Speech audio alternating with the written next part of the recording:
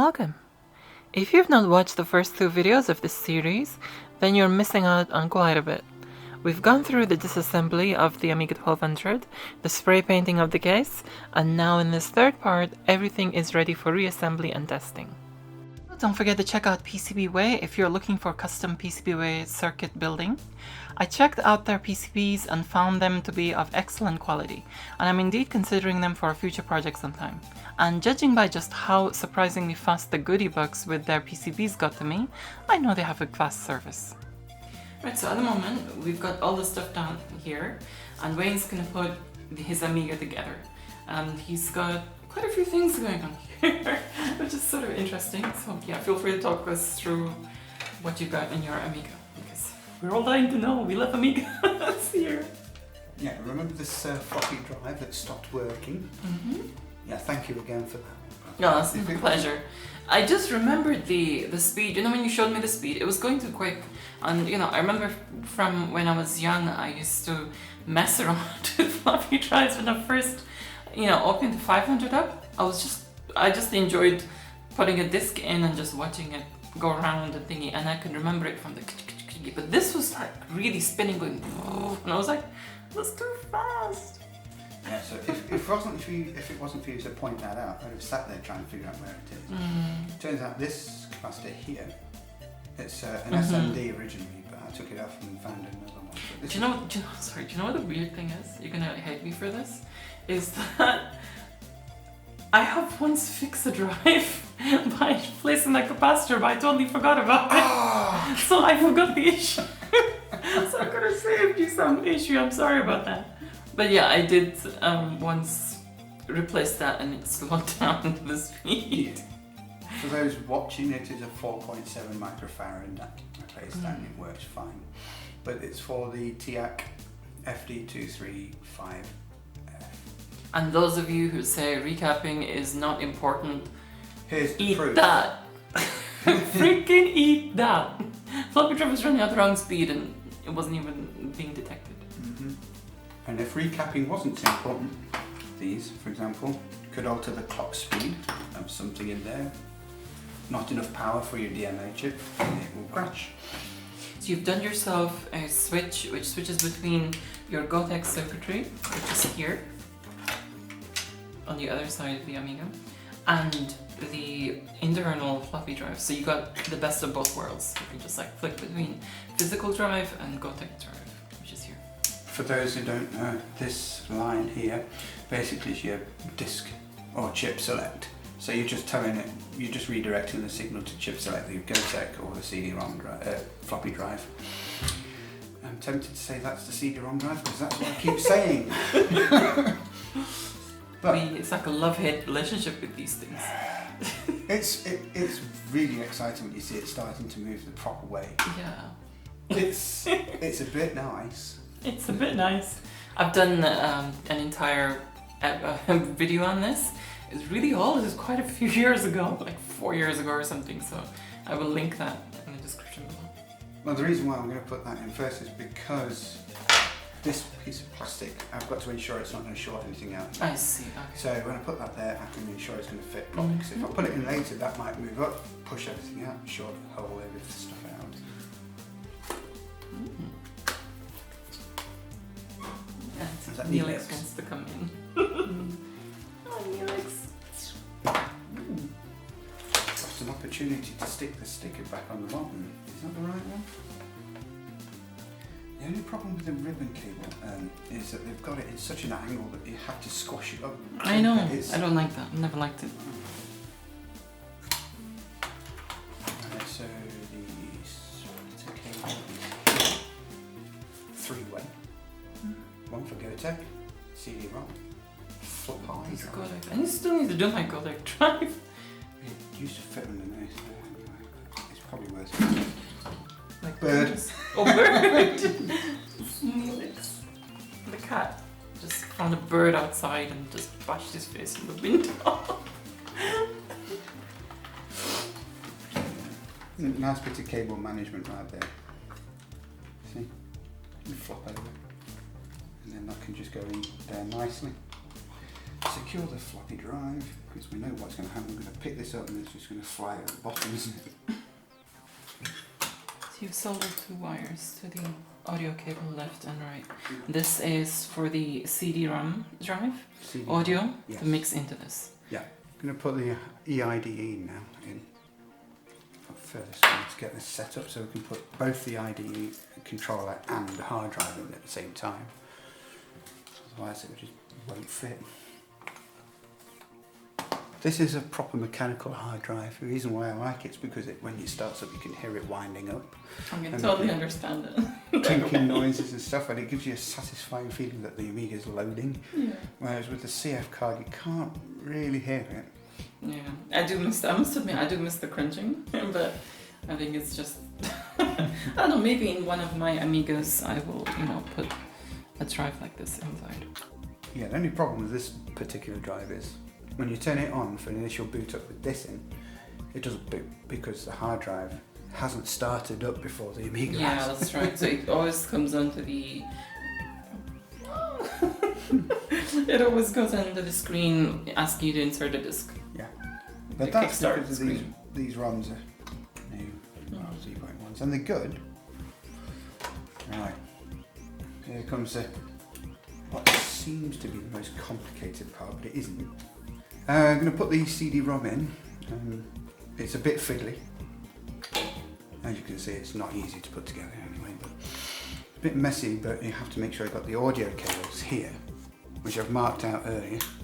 But the whole idea of the CD-ROM being put into the Amiga 1200, brought to you by MsMadLemon. She came up with the idea and she helped me out when things went a little wrong, because every time the CD-ROM booted up, I remember this, booted up, it didn't work. Well, it did, it just reset the machine, wasn't it? Oh yeah. Yeah, so in the end I ended up having to thicken the wires up, because I put some really thin cables in and the power cable wasn't powerful enough. But that's at the time I was using a PC power box to do it. Since then, you made one for me. Very proud of this unit as well, with additional parts at the front, at the back, partly because, well, I requested them. You did.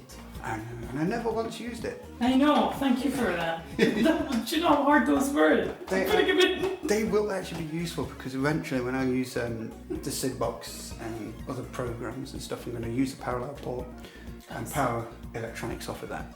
Cool. So it'll work.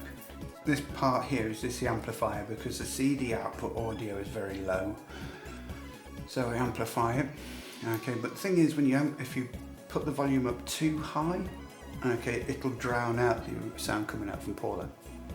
So that's why I've got this here, so you can actually balance it out. And the output audio will work, which you heard work before. Yes, it does, it works. Now, can you guess which one's the audio in? It is.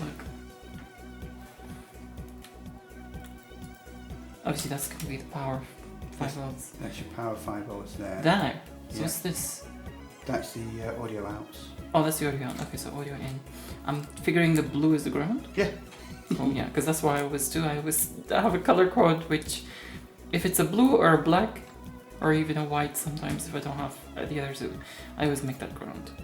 In this case, black is ground here, Right. white is positive, which will then fit perfectly to either any of these. In this particular machine, CD-ROM, it's either the 2 middle ones, so I can just pick one of those at random. Now, because I couldn't quite detect which one was left and right at the start, it doesn't really matter which way they go in, as long as these go the right way around. These are simpler to unplug and just switch around if they need to be. Alright, so we've got this amplifier going into there, but this will go into the back of the case here and sit snug here. Cable management, not easy in one of these, is it? It's a confined space at the end of the day, isn't it? Because literally you're trying to fit in an entire computer system, including the drives, floppy drive, hard drive, CD-ROM drive, all in one little. Yeah. And we refuse to go tower. If I had a secondary Amiga 1200, I would tower it. Or if I could get a tower, I would actually tower my Amiga 600 Vampire. Actually, nice. I really want to do that. The reason why I want this one to be is because I want to have a nice machine. Have a nice. Yeah. You want it to be the original form factor of the Amiga. You know, I got the same issue because back then I towered my Amiga, and I loved it. You know, towered it, loved it. It was amazing. I wish I could find the iTech Easy Tower that I used to have. Not like finding that, but. Oh, it's got no battery. Oh, you need the battery for this. Yeah, it's what I might do is just put it on there because it works through here. I'm just sticking with the original. If it's one that you gave me, even if they say it doesn't work, I'd probably use this one for now. Yeah. That's until fine. I fix the other one. Yeah. Make sure that these are not going to bend out of the way. So now these are fairly simple. Just connect them to the correct colours really. But if we've got these the wrong way round, we just simply just change them that way. That's easy. Yeah, it's actually quite convenient. Yeah. Again, that's going to the audio. It is. The audio RCAs. The audio series, yeah. Now this is where this comes in. It shares the power from the Gotek. Okay, so this is where the Gotek gets complicated, but we need to put the keyboard in first. God, yeah. I have to say I don't envy you with this, but then again I've gone through all this myself, minus the Gotek. Yeah, and this part. And minus the hard drive. Yeah, because with the CF we've got all that room to get all this cable in, Yeah. but this is where it's messy, so... See, it twists over as well. No, if it twists, then just keep it as it is. Because it is awkward. It's not easy. It's not an easy task doing this. But yeah, the way I've done it is so it could spring about, but the keyboard will keep it down. So yeah. So if I've done this right.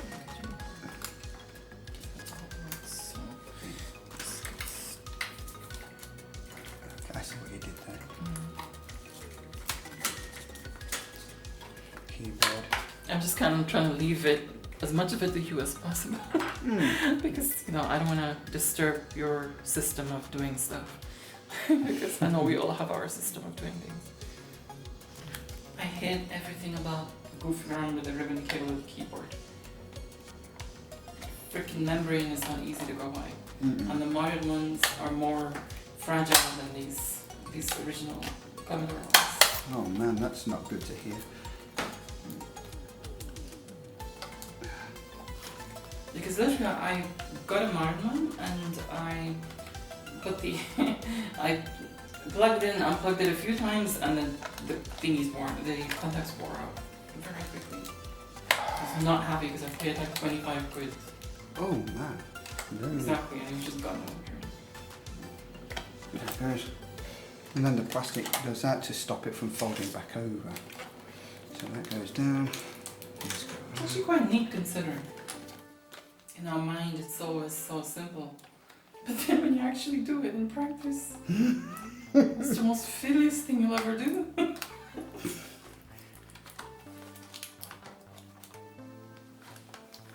You see, that's kind of okay actually. If we can do... Actually, that's good. That's really quite nice, isn't it? Actually neater than it was before.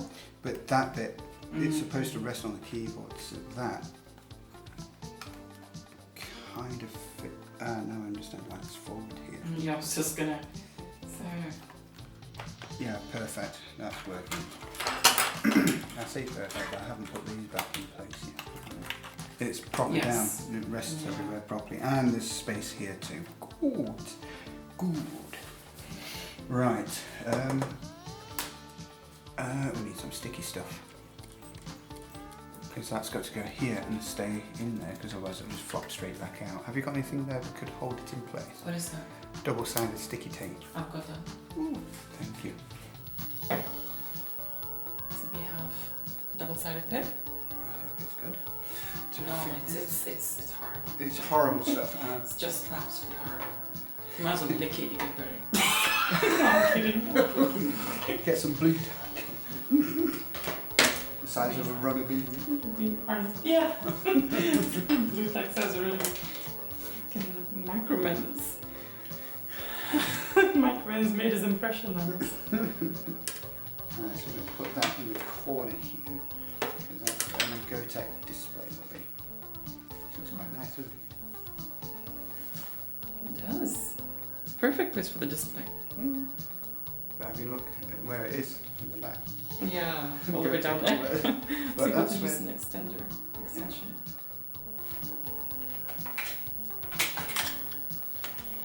If it's wired the wrong way round, Wrong way round. Wrong way round, no.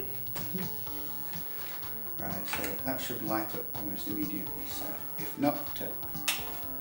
There. Yay. Yay. There we go. It lights up. Yeah. Also, I modded the keyboard a bit as well. It's blue. And it's the nice blue LED, Yeah. not the indigo blue LED. It's the No. cyan one. I'm very picky about stuff like this. The reason why it's piercing blue because sometimes I keep hitting it without realising it, and the green in the corner of your eye you can't see it, but the blue you can see it. There you go. Nice. Nothing on the display because we've not connected it, but Yeah. better wait until it's finished booting.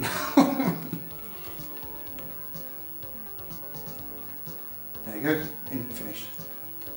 You can tell when the hard drive's finished because it always does that final 2 clicks. Yeah. Okay, I need to sort of make it a guide so I can tack it down. It's quite thick, so. And it's the good stuff, so we can't really waste it.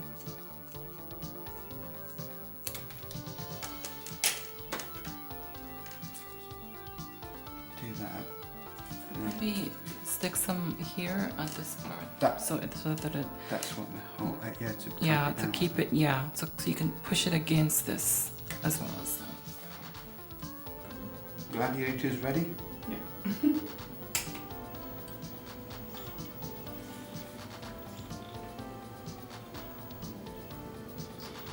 Oh yeah, you did something. Yeah.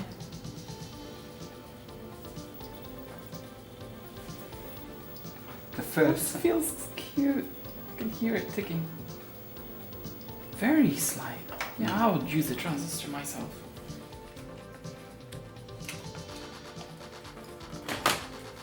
tweet squeeze. But again, not surprised at all. Next, Test it out for you. to try. Finalize. Oh no.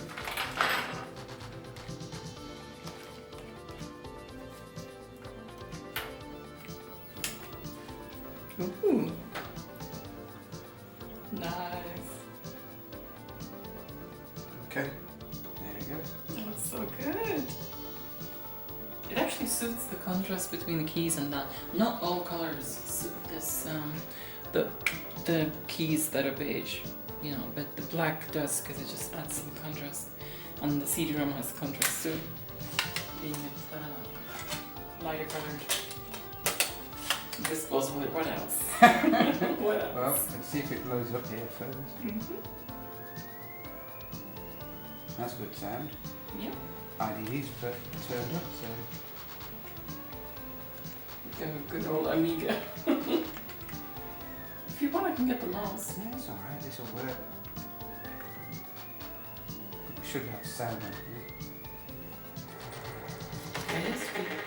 Audio's working. So why was that? You should. It's already working. Yeah, the audio's working. So I don't know what that was It about. might have just been the intro. Oh yeah. Okay. Yeah. We forgot that that's when not very audio. It normally does, it starts up. Oh, does it? Yeah. It could have just been the CD and how it not started, I don't know. But at least it's working. I've got a Can I go through? joystick. Have you got any joysticks? Yeah. Yeah. The adhesive is really bad on it. Just one stick, one removal, then it's just Yeah, it's just yeah, like, that's it. I used to be sellotape, but I'm not so Yeah. sure. Now I'm just film. It's just like yellow film. It's the excitement of doing it, that's all. I want it all It's like it's right the verge of it when you're just about to put it all together and you're like and your screws like flying everywhere. Just wait until that part comes where there does have sound. It looks so good.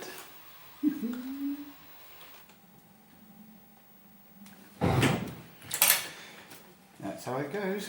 Okay. Something's Shortage.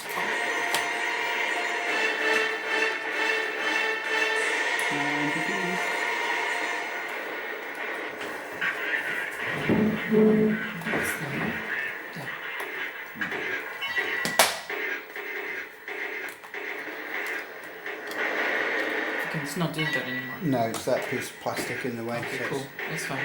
You can have it. Third time's a charm. Third time lucky. You just want to care. Yeah.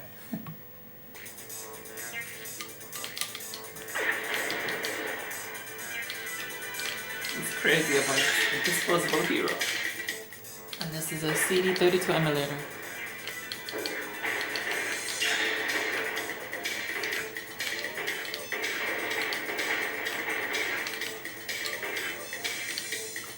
Mr. Extra Life. It's hard to see it on this screen though, but it is working. Yeah. This screen literally is best for just testing purposes. It's too small for anything else. Beautiful screen though, but it's A bit tiddly. a bit little.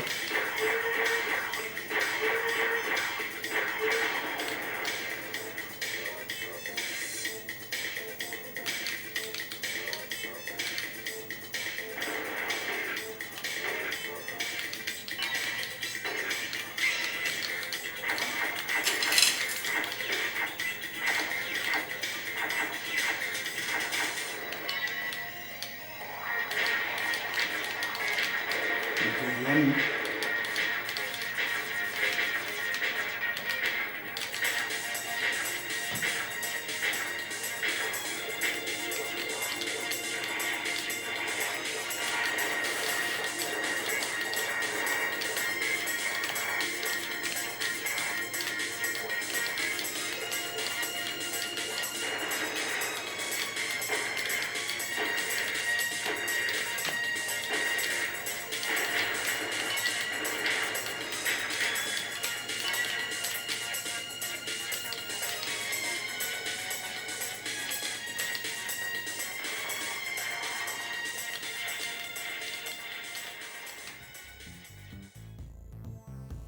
I would like to say a big thank you to all my patrons for all their support, especially to my top tier patrons: Electronscape, Axel Dominator, Rich Garboot, Camel Tech, Stephen Leary, and Chris Sabalenski.